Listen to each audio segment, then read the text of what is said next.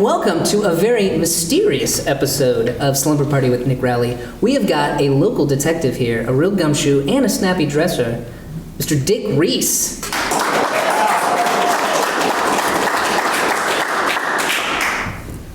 Before we get started, I would feel a lot more comfortable if this were in black and white. Understandable, yeah. Get that noir going. Can you? Yeah, I got just a thing.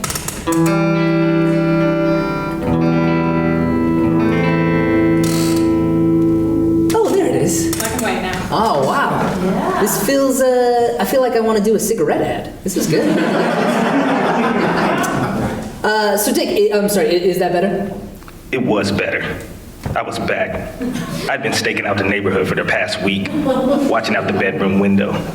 There'd been a rash of break-ins, stolen valuables. I was going to get to the bottom of it. Is that better? Oh, yeah, it's a lot better. Okay, good. A lot better. You were asking me how I got into becoming a private detective. Yes. And I didn't choose it. It chooses you. Crime was just a thing that got under my skin, like a really bad tattoo of a really, really bad band. And becoming a gumshoe was the only way to remove it. Yeah, they have lasers for that. For crime? Well, yeah, I guess crime lasers. Laser crime removal, it's a thing. Anyway, that's why I'm staked out here, because I noticed that these robberies were a little too coincidental. I knew you had a cat burglar. Plus, my place is being fumigated. So. Thanks for letting me stay here. No problem, as long as it takes. I don't know, I guess I'm wondering if you have any leads yet. I've got this whole shelf full of tchotchkes of things with just extremely valuable when it comes to sentimentality as opposed to dollars. Yeah, and I've got things here that people might actually want to steal, like my instrument and my passport, my social security card, and like old tax documents. Why is all of that in my apartment? Okay, well, I like to keep my valuables somewhere that looks like there's nothing valuable inside there. Also, my place is being fumigated. So. The only lead I have is in my gut. And my gut's telling me I don't have any suspects. That's fair. Well, that's fine. We've got plenty of time to work on this case. I'm wondering, what was your very first case that you ever took on? There was a big run of people's spleens going missing. Spleens? Yeah. Go missing? Yeah. Like they woke up and they were gone? Or? Yeah. I think it was during a big spleen drive of '86. I had a brother that gave his spleen for that, I think. Mine too. Yeah? Your brother gave a spleen? To your brother. Oh. Man, that must have got mixed up at the center, because... Are you Nick Rowley of Detroit? No, I'm sorry, Lower Detroit. Okay. Too fundamental to you. Yeah, I know. I got that one of those faces. Yeah, one of the faces. Thank goodness, unlike my brother who lost his. He lost his face? Yeah, it was during a spleen removal. Standard. So did you crack that case, though? No, not that one. Okay. What was your biggest case that you've ever taken on? My biggest case was a little girl that lost her doll. Oh, no. And I was sent to... Yes. Oh, sorry. Yes. Not judging. No. And I was sent to find him. And when I arrived, the doll was able to walk and talk. And I realized this was a case for someone else. It was possessed, or it was just... I don't know. I ran. So, I'm sorry. Wait a minute. Dick, have you actually solved any cases before? Do bears have gills? No, none of them. This guy didn't know anything about bears. I never know where you're looking. Well, I guess we feel safer that you're on the job. Keep sticking to it. Anything you need, we're here for you. I should probably go continue stakeout in the bedroom. Okay. I'm pretty sure this is the longest I've been away from my phone in years, and it was killing me. I had to jet. All right, well, thanks again to Dick Reese. I'm sure we'll see him throughout the night. You know, Nick, I was thinking this is like the most activity that this apartment complex has seen in exactly 15 years tonight. It's a odd phrasing. What? I have no idea what you mean. I'm talking about that murder that happened here exactly 15 years ago tonight. I've never heard of this murder. Where did this murder happen? Bum, bum, bum. Why did you say bum bum bum? And who is a crazy syncopated beat? Hey there, sport. Oh, it's Larry, the landlord. Yeah, sorry about that earlier. Did you see how that moved? That's what I've been complaining about. This place is made of paper, I swear. Noted. Thank you. That's all I asked. Anyway, try this again here. The murder that you were talking about Yeah. took place in this very apartment. Bum bum bum. Okay, now Okay, that's where it should have been. That's where it should have been. Did I just miss several starting revelations? Kind of the same startling revelations, same one a couple of times, but yeah, sure. No worries. I had a feeling this wouldn't be the last one tonight. This apartment was in a sketchy neighborhood. I'm sorry you stood next to you for so long. That was so weird. So what happened? So it was 15 years ago in this very apartment, Mrs. Pulaski, she was murdered. And it was during a crime wave just like this one. Okay, if it was in this apartment, that means it could be the same criminal, and Miss Pulaski could know who that is. So too bad we can't talk to her and ask her. Right, of course, because she's Dead. Yeah. Yeah. Well, the show must go on. I'd like to bring out our next guest. She's a medium who says she can talk to the dead. That sounds crazy. Please welcome Madame Claire. Greetings, all. Greetings. Oh, the spirits are so loud here. Oh. That's probably because the walls are so thin. Noted. So Madame Claire, gosh, I'm sorry, it just feels weird not knowing your last name. I'm just kind of traditional like that. What is your last name? It's Voight, clairvoyant.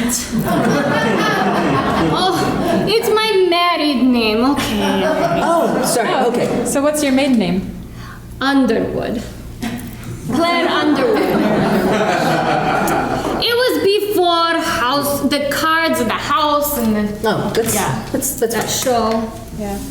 Well, Madame Claire, this is spooky. I love it. You've got an aura, or I'm just saying words that I read on your website, which I perused earlier. I did some background checking, and you reference your gifts quite a bit. The gift of speaking to the dead. When did you discover that you had these gifts?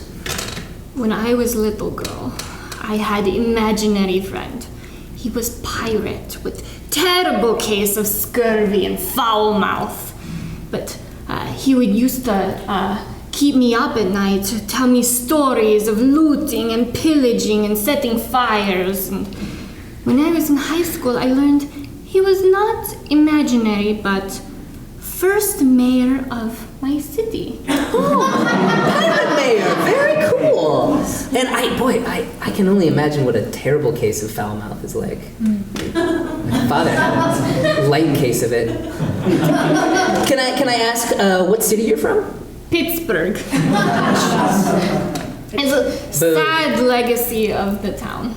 Very sad. Okay, I'm sorry.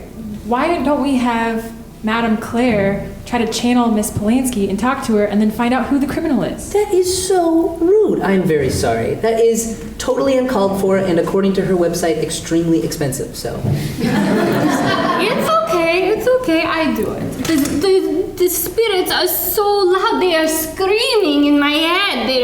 They're yelling. I have a headache. They need to get out. Okay, got it. Wow, thank you. Well, this is amazing. Ladies and gentlemen, let's give it up for Madame Claire and her contacting the dead. I need absolute silence for this. Ooh, that's my favorite song of Ariel's. No, stop. Absolute silence. I'm getting Mrs. Pulaski. She died here. She has something very important to tell us. Oh, hey, I got a question for her. Hey, Debbie, where did you hide the damn rent check for May of '01? She says that you can get it from her when you see her in hell. Ah, Debbie, you haven't lost your edge. Anyway, I gotta go check on some things. You kids have fun with this. Thank you. All right. Well, I've got some other questions to ask that aren't very old rent related, if you don't mind. It's very taxing to communicate this way, though, so we need seance. Oh, a seance. I couldn't believe my eyes. While I was away, one of the prettiest dames I'd ever laid eyes on had walked in. She had everything. Great-looking stems, a real pair of gams, and a heck of a bust. One more thing. Ooh. Ariel, you gotta come and be a part of this. Okay, no, not me. This stuff really spooks me out, so nope. Actually, it's also like really tight back here, so I can't get out. I actually have to climb out the window every time I leave the studio. That's why my window's always open. Yep. I'm not gonna pay you for that one because I just figured it out. Well, what would you like to ask? I don't. Is this enough? Pulaski. Dick, do you mind seancing with us? Definitely. Miss Polanski, can you hear us?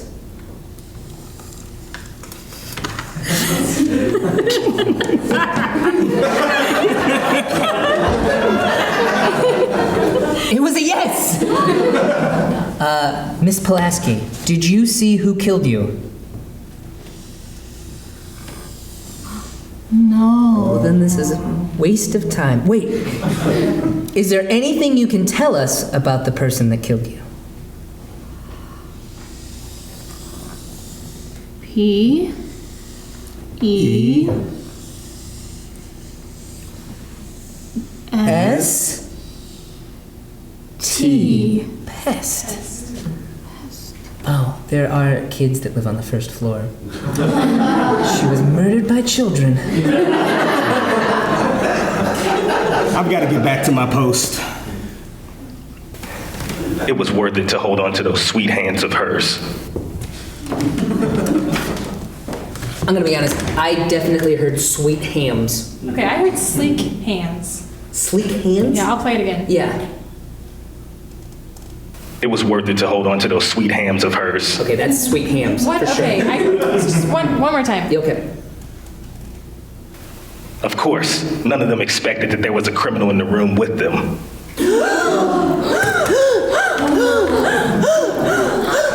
Ariel, I think you played the wrong one. I know, but didn't you hear that? One of us is the criminal.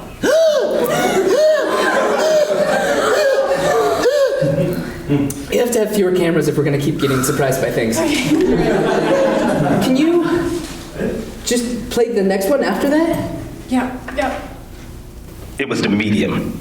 She was the criminal that I was just talking about. That's right. It was me. You caught me. I'm a fraud. Dick, get in here! But listen up. Fine. You can take me downtown, but I won't bend over backwards.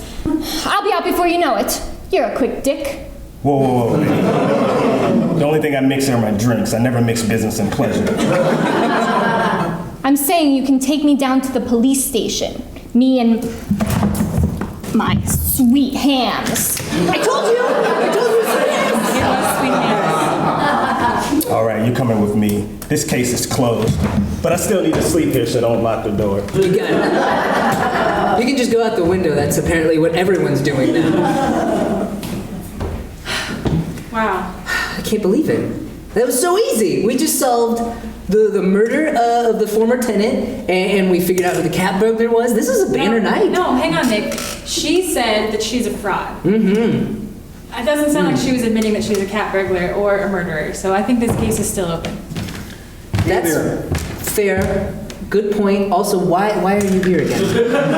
I just came in here to tell you, you guys have got to leave. We're going to fumigate the apartment, and we're going to gas it right about now. Hey, come on in here, Phil. Okay. Afraid so. Sorry, folks. Wait, why do you have to do this in the middle of the night? Catch the bugs when they're sleeping. That makes sense. It is very late. All right. Hurry up, get out of here. All right. Okay. Well, thank you so much for tuning in. And can you play us out? No, we gotta. She's fumigating. Oh, okay. That's my show.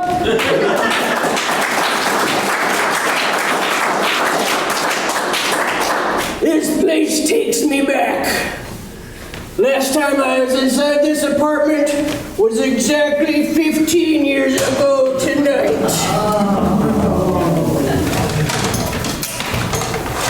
Oh, I'm so sorry. You don't have to start yet. I wanted to grab my pillow because I'm going to be sleeping out there. Thank you for the bugs. No problem.